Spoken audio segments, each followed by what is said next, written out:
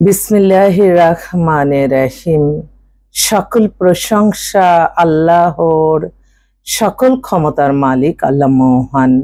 আসসালামু আলাইকুম আমার প্রাণ প্রিয় সকল আপনজন, কেমন আছেন?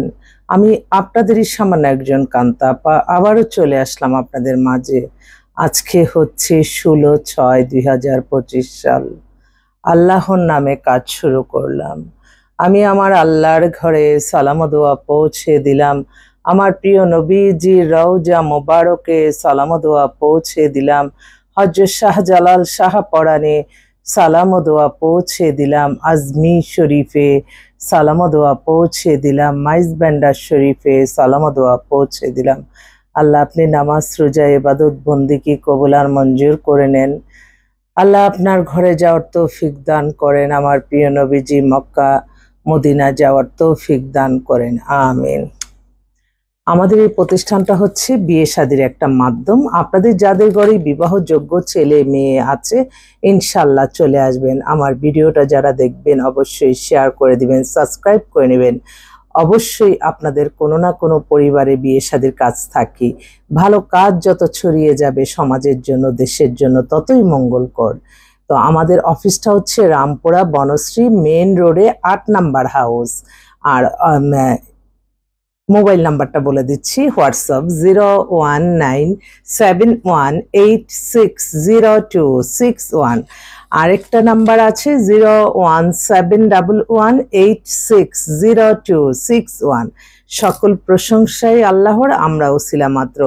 আমি সবাইকে একটা অনুরোধ করতে চাই, বিয়ে শাদী ব্যাপারে আপনাদেরকে যে চায় সেটাকে আপনারা মূল্যায়ন করবেন, এবং আপনারা সবসময় মনের মাধুরী মিশিয়ে আপনারা এরকম নায়িকার মতো চান, ওরকম নায়কের মতো চান, এটা না।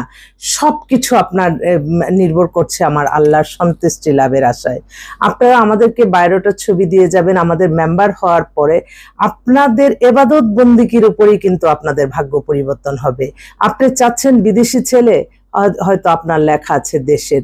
আপনি চাচ্ছেন এরকম খুব সুন্দরী মেয়ে, আপনি শ্যামলা কালো মেয়েও বিয়ে হয়ে যায়। এগুলি হচ্ছে আপনার জীবন মান পরিচালনা সবকিছু হবে আল্লাহর সন্তুষ্টি লাভের আশায়। নামাজ রোজা ইবাদত বন্দিকি, দান সদকা, মানুষের কল্যাণ, হজ ওমরা পালন, ভালো কাজের মাধ্যমে ইনশাল্লাহ সফলতা পাবেন। তো আমি অনুরোধ করছি, যারা বিয়ে শাদী নিয়ে ভাবছেন, ইনশাল্লাহ আমাদের প্রতিষ্ঠানে আপনারা সরাসরি চলে আসবেন। এই মুহূর্তে আমি বেশ কয়েকটা আমার বিধবা ডিভোর্স বোন আছে, তাদের কথা বলছি। আর যত গরিব অসহায় বিধবা মানে এই ধরনের মেয়ে আছেন, আমার যদি ভিডিওটা বোনদের চোখে পড়ে অবশ্যই আমাকে নক করবা, কারণ তোমাদের জন্য এত ভালো একটা ফেসিলিটি আমি তো দেখতেছি। আমার কোনো পাত্র ভাইরা হাজার ডিগ্রিদারি, হাজার কোটি টাকার মালিক হোক, তারা আরেকটা বড়লোকের মেয়ে চায় না। তারা মনে আল্লাহকে বিশ্বাস করে এবং আল্লাহর সন্তুষ্টি লাভের আশায় একটা গরিব মেয়েকে বিয়ে করে সে জীবনে আরো আয় উন্নতি বাড়তে থাকে। এইটা কিন্তু আমি প্রত্যেকটা ক্ষেত্রে আমি প্রমাণ পাচ্ছি।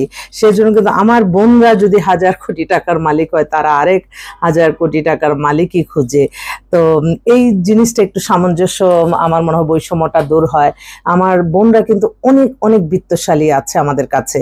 তারা যদি একটু নর্মাল একটা ছেলে নিয়ে তার পরিবারটাকে একটু উঠাই দিত, তাহলে এটার দোয়াই কিন্তু সে অনেক কিছু পেয়ে যেত, আমি আমার বিশ্বাস। তো আমি জাস্ট আমার যেটা সমাজের জন্য ভালো, আল্লাহ যেটা খুশি থাকবে সেটাতেই আমরা সবসময় কাজ করব। এবং সবসময় মনে রাখতে হবে, ইসলাম পৃথিবীর শ্রেষ্ঠ ধর্ম। ইসলামকে অনুসরণ করেই আমাদের জীবন মান পরিচালনা করতে হবে। কখনো মানুষকে ক্ষতি করে না, মানুষের রিজিক নষ্ট করে না।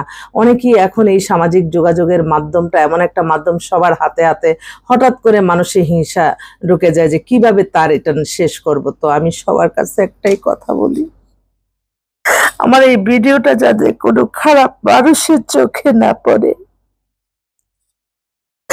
কারণ এটা দিয়ে অনেক মানুষের রিজিকের ব্যবস্থা হচ্ছে। আমি সবসময় খুব টেনশনের মধ্যে থাকি যে আল্লাহ, আপনি আমার এই ভিডিওটা খারাপ মানুষের চোখে পড়লে তো বিভিন্ন ধরনের বিভিন্ন মানুষ গল্প বানিয়ে মানুষকে ক্ষতি করে, আল্লাহ আপনি এটা থেকে বাঁচিয়ে রাখেন। আপনি ছাড়া অগণিত বাজেট দেওয়ার কেউ নাই। আমার যেসব বোনরা বিধবা ডিভোর্স আছে, তাদের চরিত্র এবং ঈমান ঠিক রাখার জন্য ওরা বলে, আপু আমাদেরকে বিয়ে দাও, বিয়েটা আমাদের ফরজ। তো তখন আমার মনে হয় যে আল্লাহ, আপনি তাদেরকে এই গুনাহ থেকে বাঁচানোর জন্য, যারা বিয়ে করতে চাচ্ছিল তাদেরকে গুনাহ থেকে মাফ করেন। কিন্তু আমার অনেক ভাইরা আছে যারা কিনা মেয়েদেরকে না বুঝে তারা ফোনে অনেক ডিস্টার্ব করে।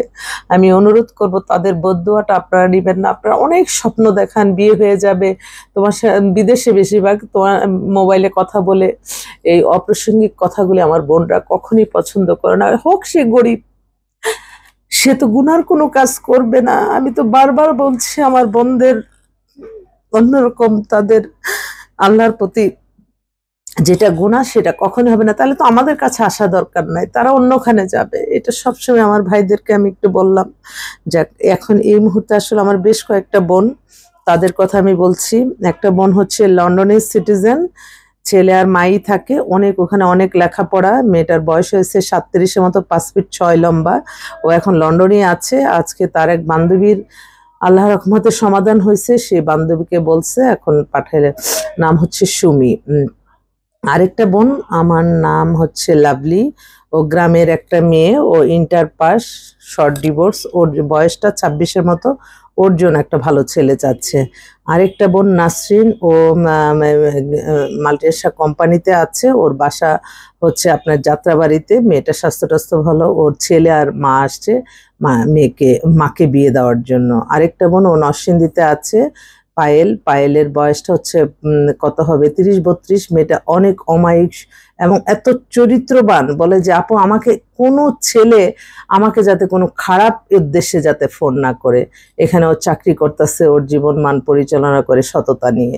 মেয়েটা দেখতে অনেক সুন্দর। বিয়েটা সে বললো যে আপু আমার বিয়েটা ফরজ, তার মানে বুঝতেই পারছেন। আরেকটা বোন, ও বিধবা, ওর নাম হচ্ছে মিনু, ও কানাডায় সিটিজেন, ও দেশে আছে এখন। ওর মেয়ে আছে একটা, মেয়ে আর মাই থাকে, গুলশানে বাসা, সাংস্কৃতিক মনের।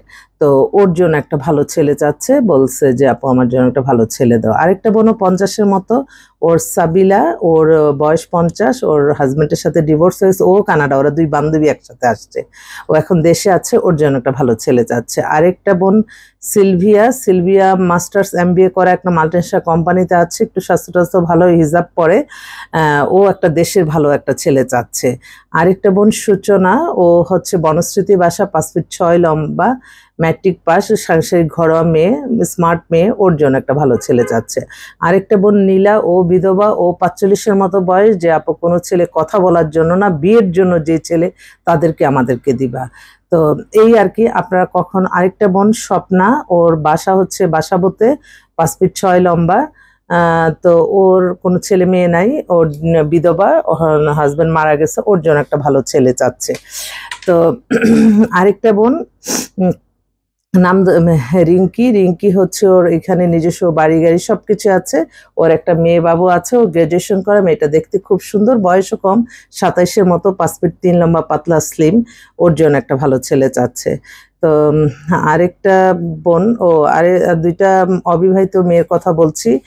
মেয়েটা কালকে খুব আমার সাথে তার খুব বন্ধুত্ব হয়ে গেল। ওর ডেট অফ বার্থ হচ্ছে 96, ওর বাবা সরকারি চাকরি করে, মাটা মারা গেছে, মায়ের মতো মনে করে, এবং সে বিসিএস দিয়ে সে বিসিএস খাদ্য, হ্যাঁ, এটা কিন্তু অনেক বড় ফুড মিনিস্ট্রির বিসিএস অফিসার।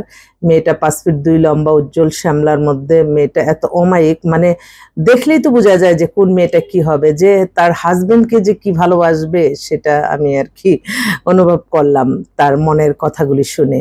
তো আমার মনে হয় আরেকটা বোন আছে, ও সুপ্রভাত, ও হচ্ছে একটু মডেল, ও 5 ফিট 6 লম্বা, স্বাস্থ্য ভালো, সুন্দর, ওর বয়স 30-এর মতো, ওর জন্য একটা ছেলে চাচ্ছে। আরেকটা বোন ফারজানা নামে আমাদের কাছে কিন্তু অনেক পাত্রী আছে, ও হচ্ছে সরকারি অফিসার, ওর বয়সও 42 কি 43 হবে, স্মার্ট মেয়ে, ড্যাম স্মার্ট, খুব স্মার্ট, ওর জন্য একটা ভালো ছেলে চাচ্ছে। তা আমি এছাড়াও আমাদের কাছে সৌদি আরবের একটা মেয়ে আসছে, মেহজাবিন, ও বিধবা, ওর 40-এর মতো বয়স, ও ঢাকাতেই যাত্রাবাড়িতে ওদের মার্কেট টার্কেট আছে।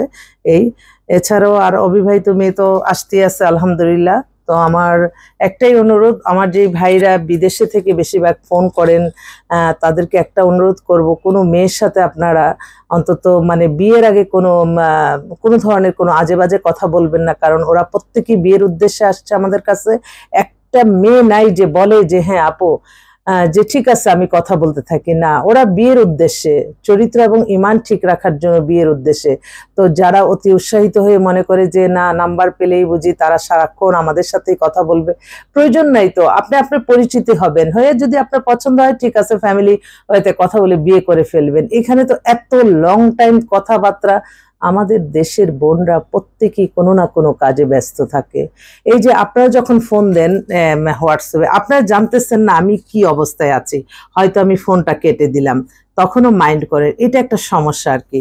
তো যাক, ইনশাল্লাহ ভালো থাকবেন। ফোন আসতেছে, আল্লাহ নামে কাজ শুরু করলাম আপনাদের দোয়া নিয়ে। আপনাদের দোয়া থাকলে এই প্রতিষ্ঠানটা পরিচালনা সম্ভব হবে। সকল প্রশংসাই আল্লাহর। আসসালামু আলাইকুম।